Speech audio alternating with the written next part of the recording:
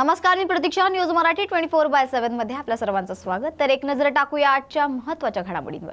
यवतमाळमधील उमरखेड तालुक्यातील तरोडा गावात उसाच्या शेतात विद्युत तार तुटून पडल्यानं विनोद सुभाषराव खंडाळे याच्या जवळपास 3 एकर उसाच्या शेताचं मोठं नुकसान झालंय. तर आपल्या प्रतिनिधी सुनीता पाटील सध्या घटनास्थळी हजर आहेत.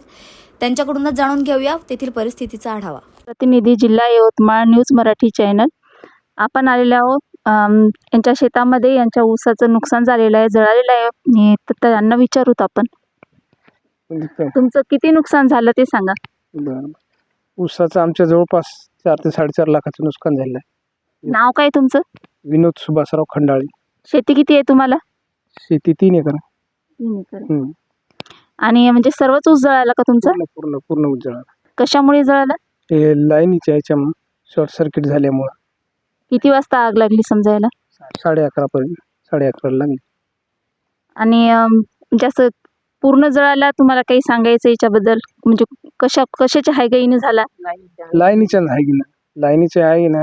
आम्ही लाईनमॅनला सांगितलं होतं वारंवार बुवा इथे तार टच होत आहे, पण त्याने काही केलं नाही. आडे म्हणून आमच्या इथे लाईनमॅन आहे, त्याला तक्रार देऊन त्याने काही तक्रारीचं हे केलं नाही, दुर्लक्ष केलं. समजा त्यांच्या दुर्लक्ष त्यांच्या हायगाईमुळे समजा यांच्या ऊसाला आग लागलेली आहे आणि यांचं जास्ती प्रमाणात नुकसान झालं. म्हणजे भरपूर 100% नुकसान झालेलं आहे. भरपूर ऊस जळालेला आहे यांचावाला.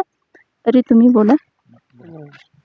आजच्या परिस्थितीला हे लागण नवीन आहे आणि याला आता सध्या कारखाना गुळाचा व आपला वसंत सहकारीचा कारखाना सुद्धा सुरू नाही याला. तर याला बाहेर काढण्यासाठी बराच खर्च येणार आणि टाकायचं पण कुठे एवढं पण परिस्थिती ही आहे. बाहेर टाकायला पण बाहेर नेऊन टाकायला खर्च आहे, तोडाय खर्च आहे. तर शासनाने याची पूर्णतः दखल घेऊन जरा याला नुकसान भरपाईचं जरा जास्तीत जास्त दिलं पाहिजे असं आम्ही समजायला हे करतो. बोलायचं. खूप नुकसान झालेलं आहे शेतकऱ्याचं. तर 5-1 लाखाचं नुकसान झालं. एवढा ऊस काढायचा म्हणजे खूप खर्च येणार आहे आता. आणि हे काढायचा कुठं टाकायचा? गुळाचे कारखाने बंद आहेत, साखर कारखाने बंद आहे. आणि सरकारनं याच्यावर लक्ष द्यायचं आणि MSEBचा जो आडी लाईनमन आहे याच्यावर तात्काळ निलंबित करण्यात यावी, कारण त्याच्या हायगाईमुळे ही सगळी घटना घडलेली आहे आणि MSEB याला जबाबदार राहणार आहे सगळ्यात.